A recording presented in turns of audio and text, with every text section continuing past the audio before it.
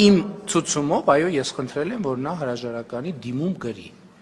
Իմ ցուցումով։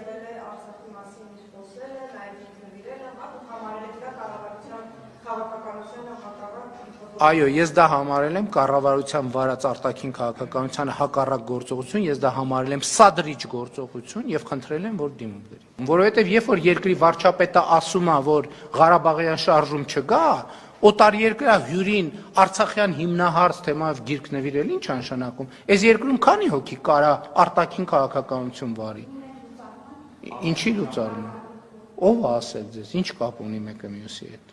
Հայաստանի Հանրապետությունում արտաքին քաղաքականություն վարում է Հայաստանի Հանրապետության կառավարությունը եւ ով որ Հայաստանի այն պետական պաշտոնյան, ով որ կառավարության վարած արտաքին քաղաքականությանը հակասող բան կասի, պետք է ազատվի աշխատանքից, այդտեղ ինչ թեմա կա։